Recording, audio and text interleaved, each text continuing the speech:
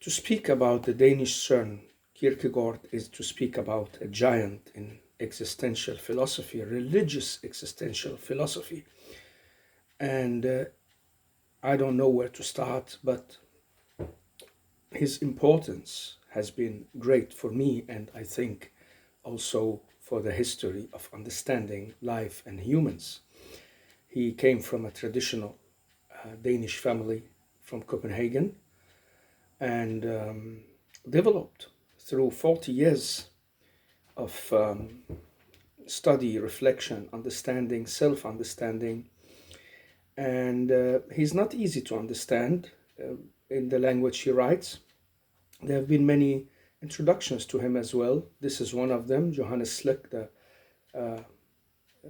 now gone Danish theologian, who also gave his shot on how to understand him, and others has as well done the same, especially a big book by Jacob Garf, very, very great detailed book.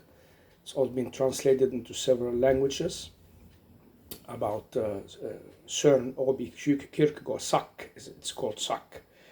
One of my favorites is also Peter Thiel's, the book about his life in 4 or 5 or 6 chapters, and there are others, of course.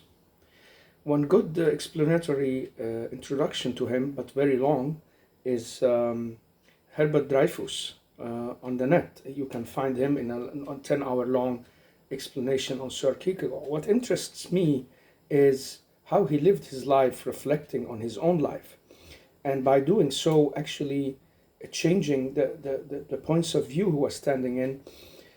But then what is it really he was gonna really tell me? He tells you nothing if you are standing still and just relaxed in where you are, but he tells you a lot if you are on a travel, if you want to take that first step into the abyss of uncertainty and looking back into who you are and why you are and what are the effects of the culture in your life. So that's why they call him the first or the father of religious humanism, because he was very much attached to theology, understanding of God through the Christian ways, Lutheran ways, of course, but he has also been studied in the Catholic world and even in the Far East. The Japanese are wild with him and has translated his ideas as well. And so there is something about him that just made him break through into many parts of the world, despite the difficulty in his writings and the sometimes complicated ways he changed the subject from one thing to another. So where to start about this? Maybe with some keywords, key phrases. He had this distinction between the enkelte og mengden. It means that the singular person and the crowd or the group. And this is one of the things he keeps getting back to through his works. He also talked about the despair in taking a step from yourself to yourself, and to despair about yourself to yourself. So this is the kind of double binding that he takes us on all the time, that we are not only on one layer or one level, but it is the ability to reflect on your reflection of your reflection. So you are reflecting on yourself when you sit like right now and say, well, I'm listening to this, or I'm talking, and why am I doing that? And while I'm talking now, I'm doing so. But to reflect on how you reflect is like the doubled movement in this. And so he keeps circling back to the self. What is it? And this is prior to modern psychology. That's why it became such an early impulse for the 20th century, and the focus on the self and the person, the doubts, the fear, afraid to be yourself, despair not to be yourself. This is one of his phrases as well.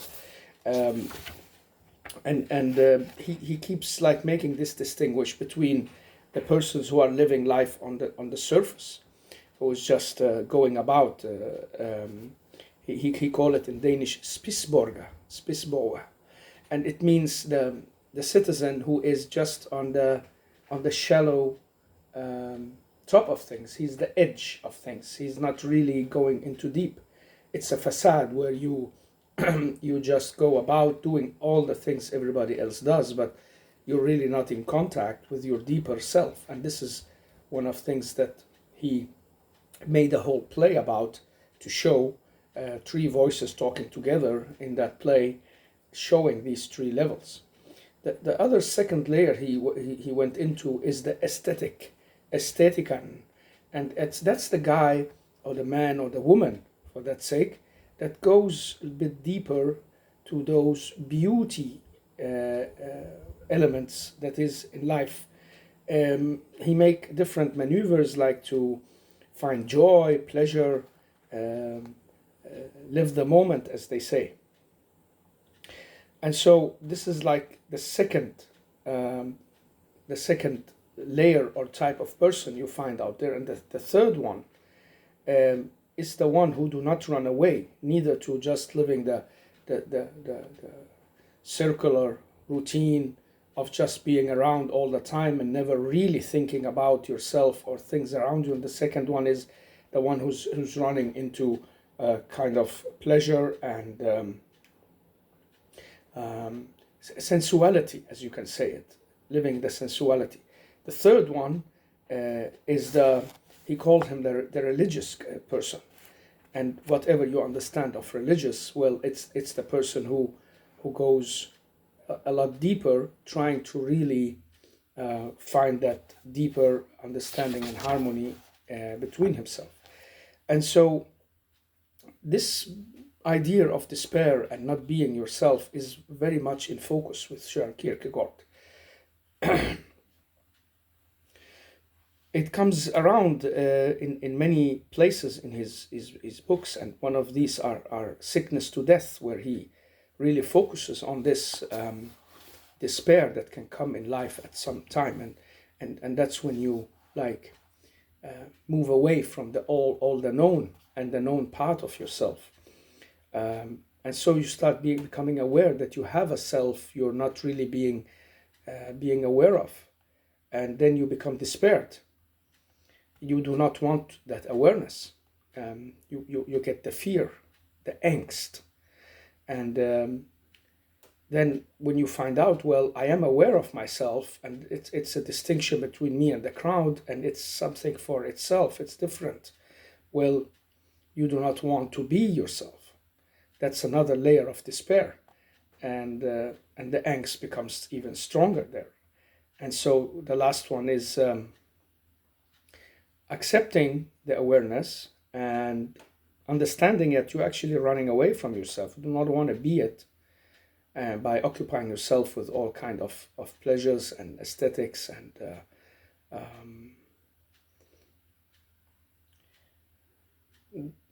you want to be yourself in the end, but you cannot.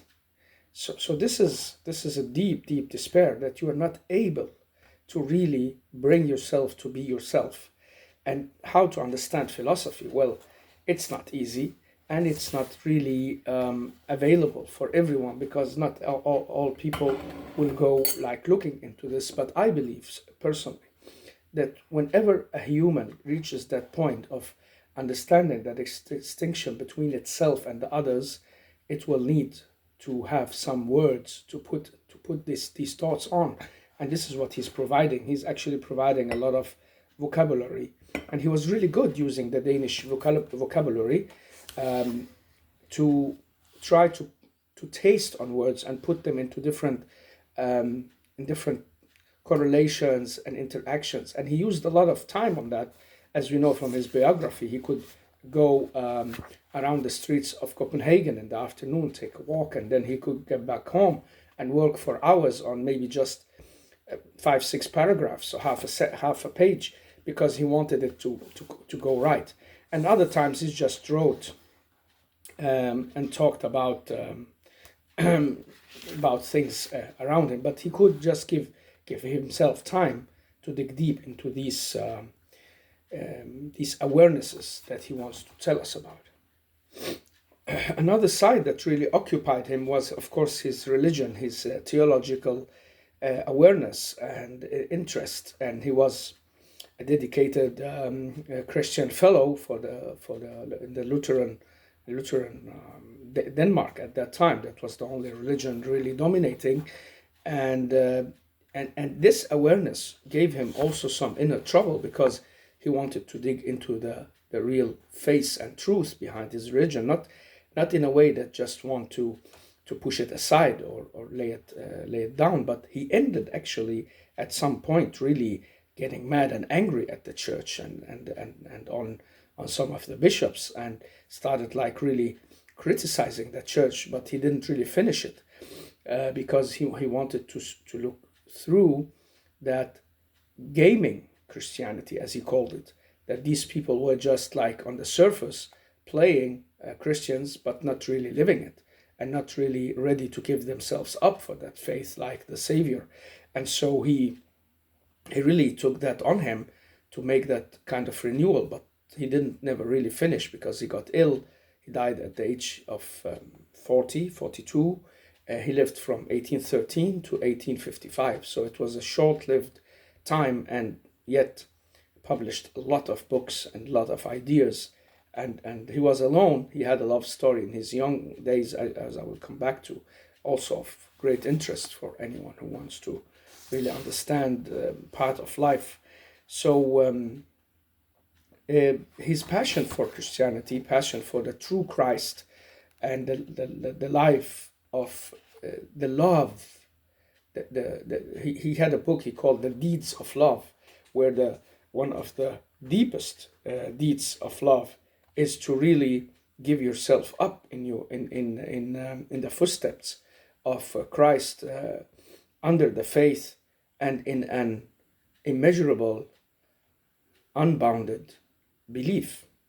So he could see that this was not what's going on around him, and he had this criticism, as I would try to talk about later. At the same time, he was also passionate about writing speeches, in Danish called the upbuilding of the faith. In speeches, he wrote a book. It came out as a book, but he had a lot of speeches talking about ethical, religious issues, talking about Christian issues, and they are used as inspiration up till today in the Christian communities in Scandinavia, because it's about like awakening the inner deep passion that you have to that faith and the saving idea behind it. And so he was like walking on double paces. He's not only being a critic, but also being a person who tried to live that faith through these words that he was really good at performing and putting forward. So this is like another topic for him that took a lot of space and time, is the idea about the fight for the true nature and of Christianity, not in a theologian way. It's not a dogmatic dispute, but more a dispute over how you as a person, as an individual, and as a group really attach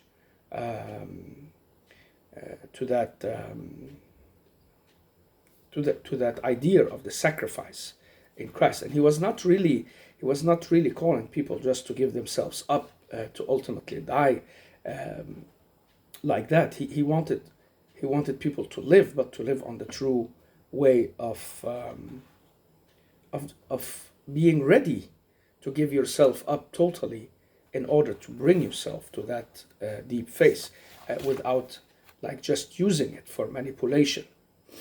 So here he lets the self really go totally as a part of love, to go into that love sphere and give itself up, destroy itself, humiliate itself in front of God, and and the next, the phrase of love your God from your heart, and the next, your brother, the other person beside you.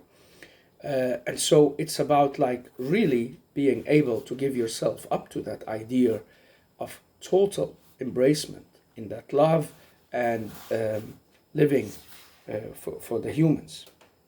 And he says in one place that, is it out of mercy to give 100,000 to the poor? No. Is it out of mercy to give a half shilling to the poor? No. The mercy is how it is given, and not how much you are giving. So this is just also again to show how he can very precisely and sharply tell you what's the trouble in what's going on. And so love in that sense, in that religious, but at the same time very, very passionate and deep sense, cannot be found by these manipulating people who are just using religion for pleasure, or living the aesthetics, or the persons on the shallow surface, because they will, he will say, they will just they will just not be aware of what they have between their hands of love, and the other person would be manipulating, so he would just be using it. But the true deep love is the one that really connects with your inner core of self and unfolds from that, and that's why it's spontaneous. This is the love that's given to you to be spontaneous in, and it will communicate itself when it is attached to you. And this is the deep core. This is the deep ground in every human, he says. So love wants to be treated by being brought forward. So it is that way of upbuilding your nature and your way of being and yourself, as well, to know that it is the ground for everything in you and around you. And so he goes on talking about this love in great length in this book from 1847, the deeds of love, and he shows also it has many layers as well. And I know some of you who are very knowledgeable, and people have read, like I have read a little bit else. I can see some of these thoughts correlate with Will's stories from history. He's not the first one to talk about these layers of love and depths of psyche. We have it from the Middle Ages, and there's no wrong in him bringing it up in a modern fashion. Remember, at his time, it was like a modern fashion. But anyhow, this is another part of what occupied him. It was the passion, the true passion, to go in the footsteps of the Christ, the Savior, because this is his ultimate front picture, to see that sacrificer. And so he starts getting occupied on how we relate to the idea of love. He also, of course, had a love story in his life as well, and that also affected him a lot. That love story is a long one, but shortly said, it's about a girl called Regina, and she was from 1822. He was from 1813. So at that time she was between 15. When he learned to know her first time in 1837, she was only 15 years old, and later in 1840 he started that connection again, thinking a lot of her. She came from the upper class of the environment in Copenhagen. Her father was a kind of finance director for the state, some kind of, in Danish called etatsråd. It means like just a counselor for the state, but in economic matters, and had their central position there. They also were detached, like Søren Kirkegaards' family, to the Herrnhuts,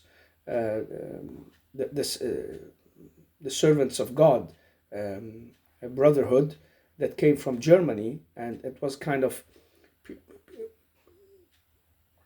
it has its certain ideas of Puritanism and Christian behavior in a light and sometimes cheerful way, not that very heavy-minded type that could also have been in his time, and he definitely saw in his father as well as he could see in Regina's father in the same time.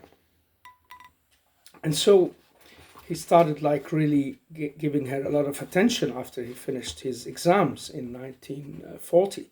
And in that whole year and a half, he has a lot of letters left over, and also from her diaries and memories. But mostly we know from his own words and ideas. He was really good with the pen. It was like his real big way of expressing himself, to write himself out of a situation and to show his love through the words that he had. And so we have a lot of writings to and from and about her. And he has these big troubles that made someone even think that, well, is he even capable of loving her? Is he even capable of engaging in a sexual relationship, or is everything in him just gone to the pen and to the thought, and that's where he has his power and has not much over to that more usual stuff that people would like to give time to. And so, well, one and a half year of love story that can teach us a lot, and he also reflected on that about himself. He was really passionate in his love for her. We can see that because he writes in one place, "Oh, I do not care coming here for the music. It's you I seek. I have been seeking you for 2 years." And so his love was very genuine and really deep, and he really wanted that attachment with her. But so it's like an early story of the modern times where people do not really understand the depth of what they are going through, but we have it from his words here, where he reflects on it, and that love story as well, like anyone else would have done. But he just makes us aware of that this is what happens in life, and this is a beautiful part as well. Even though it's heartbreaking, he never gets her, and he accepts that he's gonna be alone. He will be married to his books and writings later. But so it's like the awareness, the ability of him, from him, to reflect on it and to put it in words. It's not so easy as we think, because usually when a love story is going well, we are occupied in that story, not reflecting on it. And when it goes wrong, we try to put it behind us and not really stopping by, looking forward to something new. And so he stops up, and he want to really go into depths with these love aspects that he had with him, and in that relation with her. That's why it also occupies a lot of the writers to look into what happened there, and why was it that it really didn't go well, even though they had a lot of things in common. They were from the upper class society in Copenhagen. Her father, as said, was a central figure, and she was number 7 in a group of 7. The last of she had 6 sisters, and he the same had 6 brothers, and so their fathers were also these very maybe dark-minded, deep-minded people who really lived in that kind of seriosity that that maybe just was part of the time back then, and we still find it today. But it was maybe more broad than it is today. And so this is part of his love story as well. Another topic that occupied him. And so just to round it a bit up, I could maybe get back to it later, but he says in his diary from May 17, 1843, that, I'm thankful to God. I have now realized I have been near losing my mind in those days, like in the love story. I've been much more in love with her than she with me, because later she hadn't really noticed me, not or scared me with her reaction. And I had really wanted to marry her in that time. I might not have been able to give her that love of mine, so it's a kind of a deep passion for her to let her go. This is what he's really circling around. That, well, um, by letting her go, he really shows his love, because he wouldn't have been able to fulfill that commitment. And so he reflects on that in fear and tremblance in different ways. He was also very much occupied by the idea of freedom, truth, by acting on your subjectivity. And he says that there is no truth outside the subjective self. It's all known as it's the same as what we call identity, in his opinion, of course, and that means to be the one that you are, and not being that actor on the scene. He was very much keen on watching theater. He used a lot of time in his days getting inspiration from the plays that were put on the scene, like Mozart's Don Juan occupied him at one point, and later we have different other stories that occupied him as well.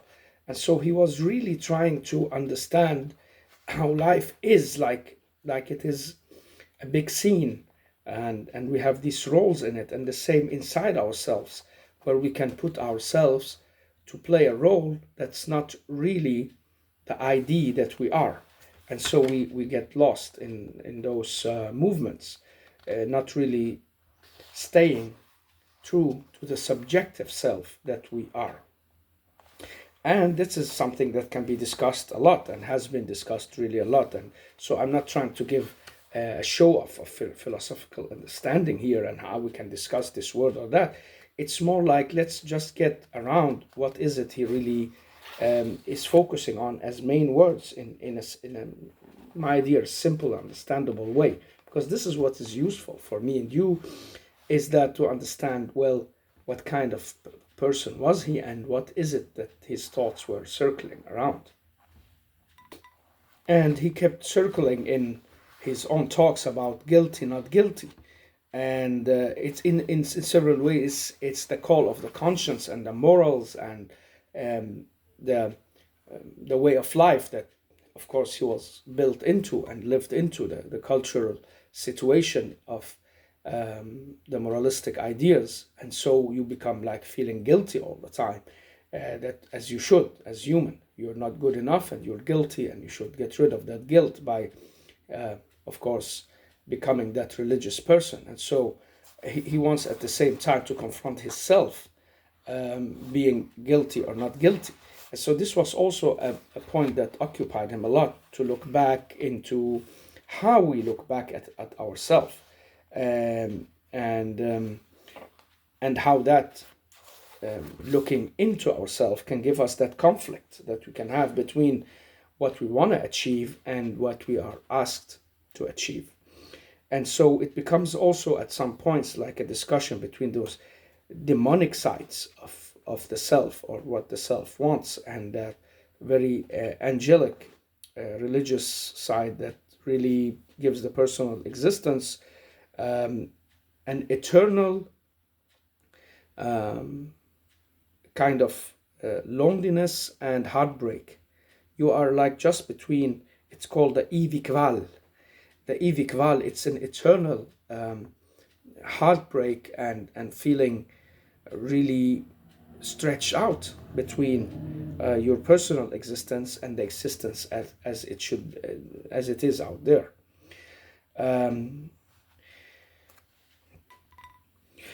The idea of letting the growth happen inside you because of that despair, and because you are regretting and you feel guilty, and because you are on a stage you have set yourself to be on, and you can withdraw from it and has to like try to find yourself. And so that becomes like a door or an opening to become wiser and religious in that authentic way, and not just in that as he said, aesthetic or very shallow way of being it. So for him, being religious is not really the same as many others are doing it. It's really that deep attachment that gives you that inner peace and brings you out of that suffering you'll be having with you. And this is like where he develops these ideas between 1942 and 44, going from this or that, guilty or not guilty, either or, and that kind of look into the angst and the self. He started developing that, well, you go from these stages of being that aesthetic person on the shallow, just enjoying life and maybe trying to just live it without deeper thinking, to go over the ethical side of yourself, being in conflict, and then deeply dig into that religious life stage situation where you really live true to your deeper understanding. And so it's all a kind of construction of that deeper love that's around you. And he always uses, or most of the time in these talks with himself, in these so-called books, either or, he uses like person A, person B, or he gives them pseudonyms like of different type of people who are talking together. What kind of mentality are they carrying with them, and how would they speak? Like we have in either or, well, there is A's papers and then B's papers, and then we get C on the stage to oppose both. Later on, well, he has these three persons talking together. So he has this guy, Frater Taciturnus, like the silent brother, and he talks about the diaries of Quidam. It means the wise one. And later he has the names of Victor Eremita, the lonely one, the lonely Victor. And so Constantine Constantius. And so he has these different names he uses that sometimes in our time makes it difficult. What is he talking about, and who are these persons? But for him it's just like a way of putting voices, like you do, like staging the story of the self and life and what he wants to talk about in persons who are not real but could be anyone who reflect that type of character is this or that person. And so the same goes when he later talks about this guy called Johannes Klimatus. He uses him as a voice to criticize two of the major figures in his time that he knew about. And the first one is Hegel, and the second one is Grundtvig. Grundtvig is the Danish philosopher and writer and priest who also had a wide influence.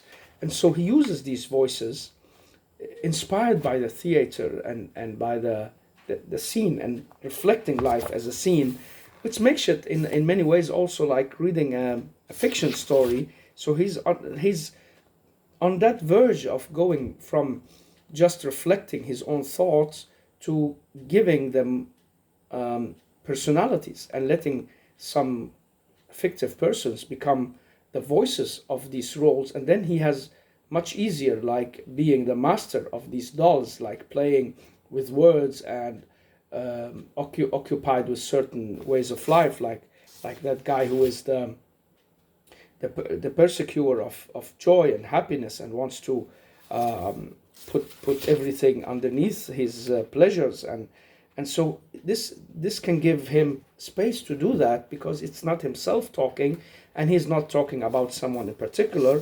It's a kind of voice of something fictive. That's the beauty of the theater as well, that he uses in philosophy, and that's why it becomes thrilling and enticing, that he could just not he could tell us about deep meaning in life, like it is a theater play. And it's very difficult to put on a stage these things that he has in his books, but maybe that was his idea, to make it as a stage play, and so someone could like put it into long dialogues and monologues and talks.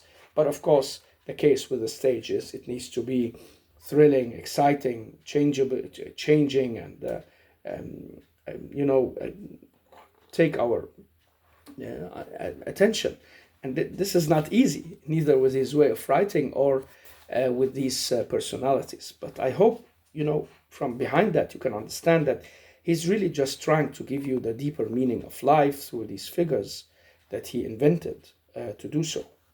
And so, through his writing years, these 15, 20 years, he also looked into two deep stories that was attached to, of course, the Bible and religion. The first one is about Adam and Eve and the devil, and the situation being human on earth, and human as opposed to that kind of evil. And how would that really put them psychologically? Like, if you look at the existence of these two humans, how would they be?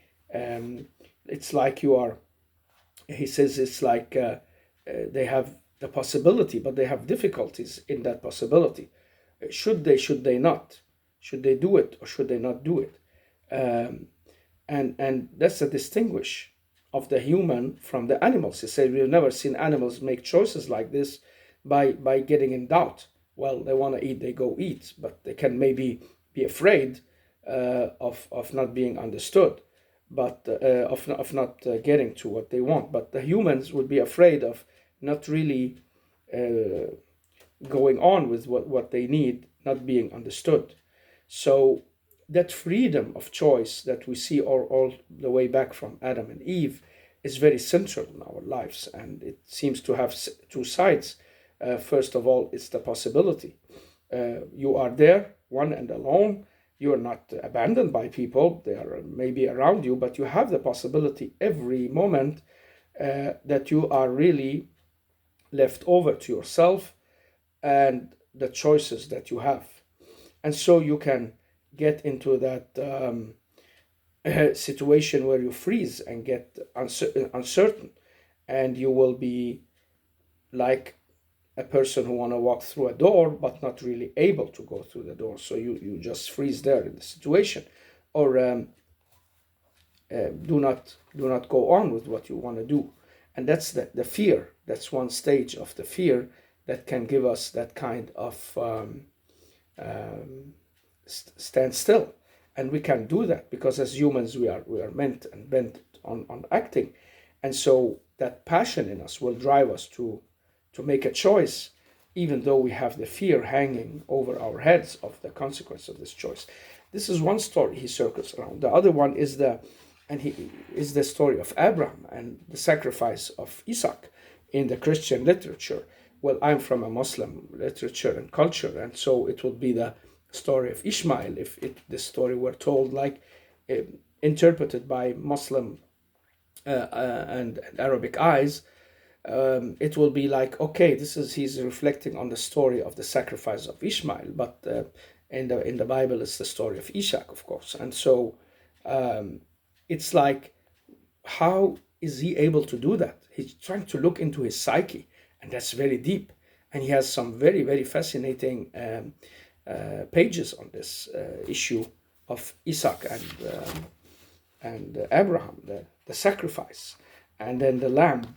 And he was just like looking at it like sitting on a cloud and watching God's order go through. And so how will this true believer Abraham really walk along with this? How will he understand it? How will he react? What will his psyche do? Where is the fear in this? Where is the passion and the love? What will really be the outcome of that choice? Will he make the choice or not? Will he adhere, or would he turn away? And this is a long talk. This is a very important one. I'm sure I will get back to that because this is very fascinating side of life that we have to look into. Whether you believe in the story of Abraham or not, this is not the issue for Søren Kirkegaard. This is the psychological aspect of that impossible choice he's put out doing. And so, well, he circles about these religious stories with deep existential issues in them. And so, as you can see now, it's the identity, the individualism, the awareness of the I. Who are you really? And who are you as a human being, and that you can feel yourself, you can relate to yourself, you can become yourself, and you can reflect over yourself and reflect over how you reflect over yourself. And this is not easy. It becomes, this is where we call it, it becomes double, and a lot of places a bit philosophical, as we say, us ordinary humans. Well, we will call it philosophical. And so to be human is to be a connectivity between body and soul. This is what he means, and this is what he believes. And so it is something that's already given. And he takes out the outline out of that being body of soul. Well, that leaves us with a practical problem of the choice. And that choice will provoke angst and fear in us, and makes the choice much harder than if we were just controlled by an outside factor that makes us do things without any kind of hesitation. And so by being left with that choice, we come also to understand how difficult it is. And so he circles around that also in the 1844 on the phrase of angst or fear. And through his way of digging into these religious existential issues, he has also to put his mind around how we could learn. How is it we learn the truth? How is it we get to it? And so he has this guy, Johannes Clematus, speaking on his behalf, like, well, if you wanna become something or embrace a faith, how is it you do it, and what kind of ways do you learn? Is it something that we already know, but just gets awakened in us, like Plato and Socrates? It's like the ideas are already there; they are planted inside us. We are just in a slumber. We are not aware of them, and so by contact with what awakes them, well, we become aware, and that awareness is what makes us fulfill our human being. It's like, as Socrates would have said it, he mentioned him as well, saying that, well, it's like bringing the ideas to life in people is like a lady who is helping a baby to life. It's like bringing something new to life, bringing the baby out of the womb. And this is what's going on here in his thoughts, that, well, maybe this is not something we just learn from you. It is something that we know, but we learn it again by becoming aware of it, by understanding it. And he circles around these ways. And so in his eyes, it is not helping people to understand, but to learn, but to understand what they already know, but are not aware that they know. So to wake that slumber inside people needs you to go there where the person is and help him from there where he stands, and not just come and pour over him a big barrel of knowledge and information. It's like, it's very personal, it's subjective, it's the singular person you have to be attached to and take the travel with that person from where he or she stands. And this can be dialectic as well, because it can go both ways. And so this was also part of what occupied him, that how is it we really get to learn something when we become aware of what we are doing, and we want to find the truth in different ways. And so comes the idea of repetition, that a lot of the time we repeat things, we repeat ourselves, we repeat life. It's about what he called gentelse, to take something back, or to go back and do it again.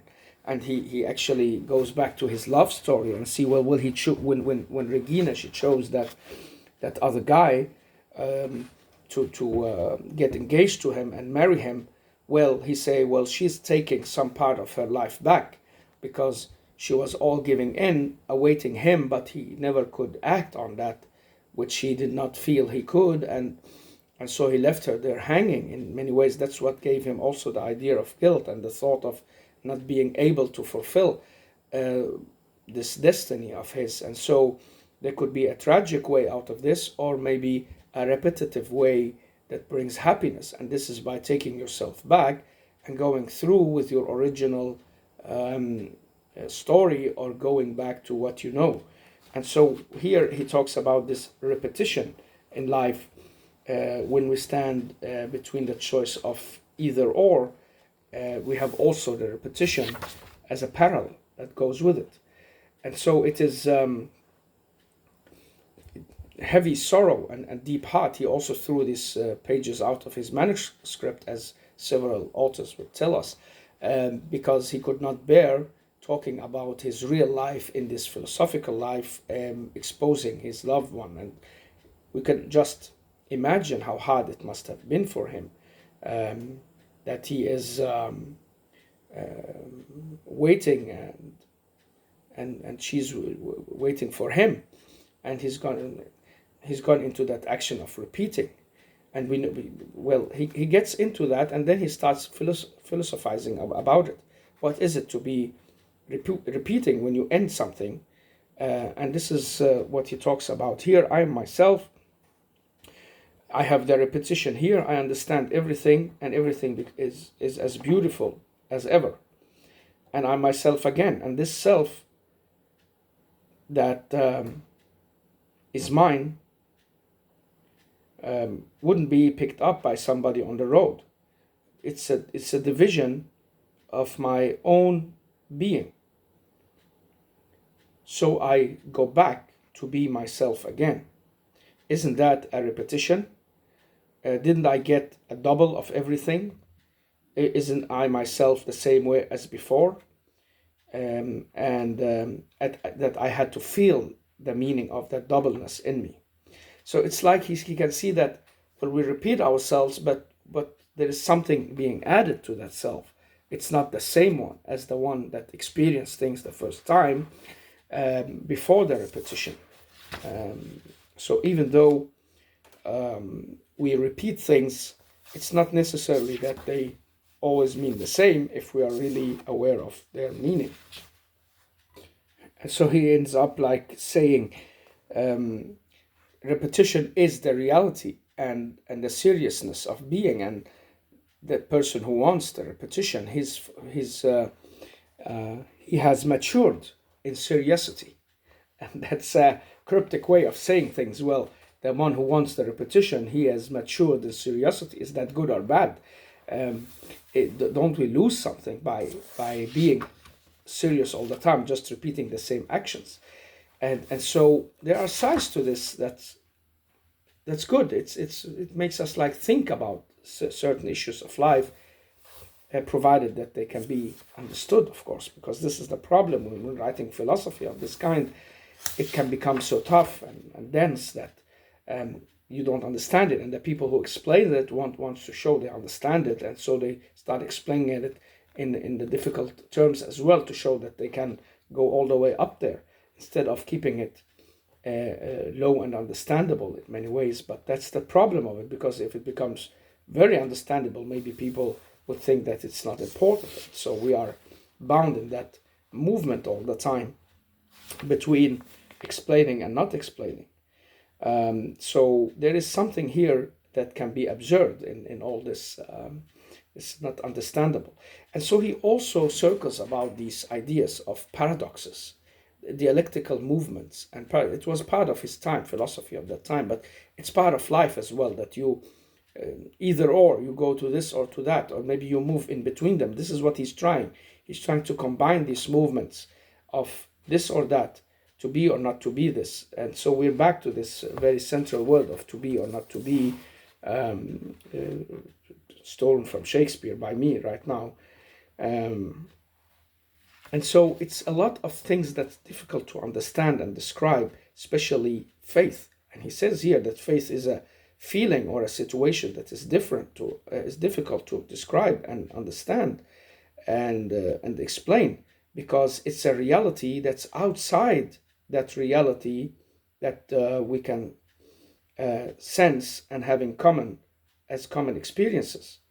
And that's why God is in that reality, a reality that gets its absolute reality from the faith, and the way it is imagined and understood for the individual. So this is really in the core of it, how we can understand this Søren Kierkegaard, that he is trying to tell you that you have two realities, the one that you are common with others about, and inside you is a reality, and it's only you who really can feel it, and religion is the way of sensing that reality and that connectivity with God that only can happen individually. We can go together and make these actions, but we do not get the feeling together. It's individual. So this is maybe the central part of what he's really trying to talk about in many different ways. And so he was also in periods very, very enthusiastic in a writing mood that was really surpassing anything else. He could talk about that in his diaries, that now I have the inspiration, I want to write all the time. And other times he really went away from that and didn't want to do so. And he actually only traveled 2 long trips in his life, to Berlin, and then he had a small trip to the north of Shetland, where he had in his early years stay in a farm, farming house, as we can say. And so that's also where he met Regina first time, or saw her first time, and she stayed in his heart and time forever. It's also like he's trying to tap into these philosophers of his time by like trying to comment of some of their words and thoughts, to develop his own philosophy and understanding. And this is the difficult part of all this. And well, I don't know. For me, it's more what's related to the self that's interesting. Not because this is not, but this is for people who want to be specialized in philosophy. And that's also fine. But if you just want to understand, well, it's about to start relating to yourself through these stories and issues he's taking up, and use the words and the understanding, not to just philosophize for philosophy. And that's the trouble of philosophy, that some people want to take it there where they just want to philosophize over the word and discuss. I met with some people who were like scholars in Søren Kirkegaard, and well, they can bring you totally out of your mind, because they want to keep discussing the discussions and discussing over the discussions, and it becomes some sophistication, as they say, the discussion for itself.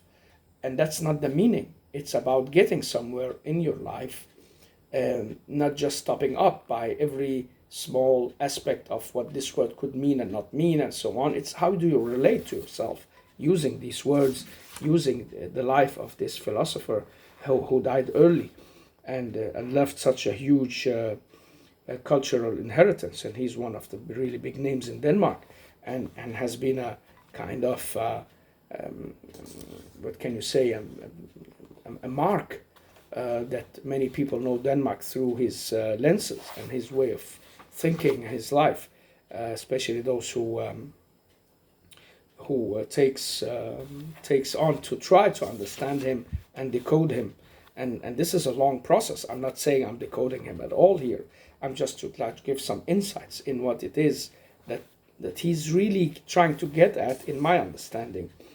And so, to say it very centrally, he says here that well, we are in a process where we develop ourselves and stay true to ourselves alone, because we develop through that creative process of action in ourselves. So this is for me the important part, and what's needed to be understood, that where do you go in your life, and what qualities do you add to it by understanding such a philosopher as Søren Kierkegaard, not just discussing every aspect and every talk about everything that he's going through. A last aspect I would like to just show of his character is the ability to be ironic. and be humorous. And he was known from the people who mentioned him later, from his family, his cousin, his friend. He had this certain kind of humor over him.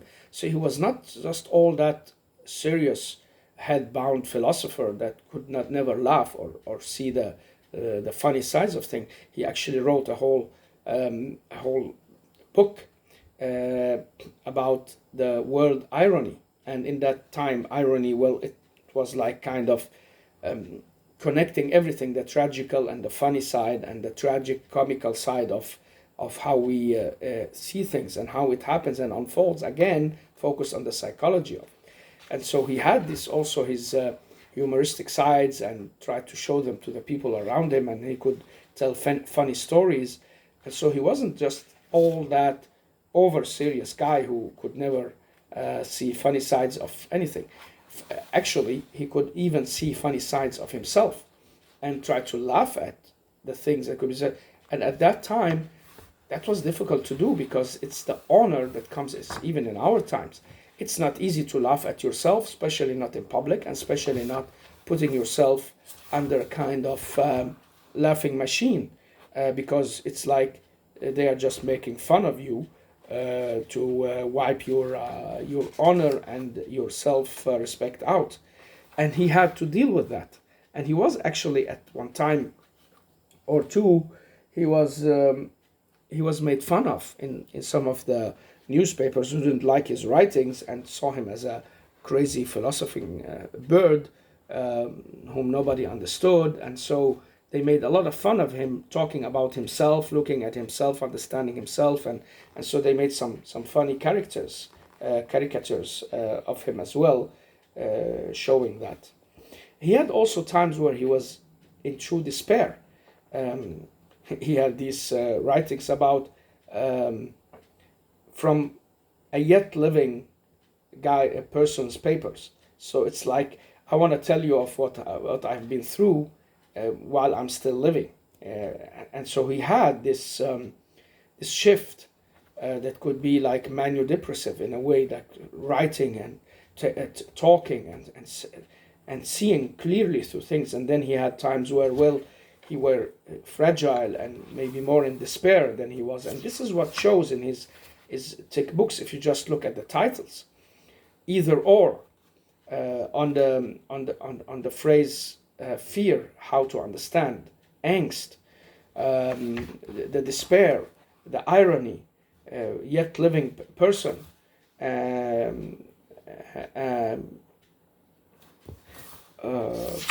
so on. You can just see it in his even in his titles, that it is these psychological sides that is shifting in him, that keeps digging up, that keeps getting up into him. And he was not free of also in his youth indulging in what we call hedony or lust, and he was very in some period really out to seek. We do not know a lot about it because I think he kept it hidden, but the authors and the experts have been digging into to try to understand that it's very likely that in his youth he actually went out, tried to live Don Juan's adventures, and tried to be in that space of life where he really got into what they call the nice girls and the devil's dens and so on. So they say he might also have contracted some illness from these periods that made it difficult for him. And it's all in the lust and pleasure of the body, how to satisfy that and the ways to go about it. And maybe for him it was an experiment to go and try to see how it works on yourself and what it gives you of indulgence in pleasure and understanding. So imagine this guy who's really both from a religious traditional society at that time. Morals are really strong, Puritan ways have their impact, and being that person who wanna live the right way in the truth of following Christ, and then you have this society that also gives you place for indulgence in activities that's not really above the surface. It's in the hidden alleys and corners. and going and fulfilling these sides. And is that right? Is that okay? Is that something that I can give myself up to? Is it what brings me truth? What brings me pleasure? Brings me happiness? And this is what is like going through. Maybe all of this is what he have felt on his own body, saying, "Well, I was just living like a person on the surface," and the second part is, "Well, I'm just living like someone who's indulging in hedony and pleasures." And and well, where is the true happiness and where is the true living? Where do I find myself truly? And this is what, to find the idea for which I would like to live and die for. This is what he wants to get to find the idea for which he would live and die for.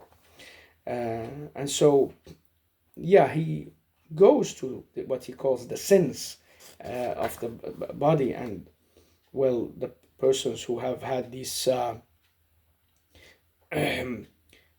like heavy carriage with them by indulging in these things, and so he tries it, and he seems to use it in his life as well. And so a difficult life. Some would say, well, he wasn't really happy. He was just trying to find the happiness, and maybe that was his project. He saw himself as a kind of carbon, what can you say, carbon paper of existence. It's like, okay, whatever happens, I try and see this is what will reflect how I understand life. And so when you describe it and have the dareness to describe it in a society that did not really talk about the personality and the self and the identity and the person, it was more circled around the unselfishness and not look into yourself, not put yourself in an important place. This is also part that's necessary to understand. He was saying, I will turn my eyes inwards and really try to dig into how things are felt and lived and experienced in life. And so everyone who goes on such a journey will find that kind of inspiration, as I did for many years, and still keeps getting back to some of this, because it is very core issues in life.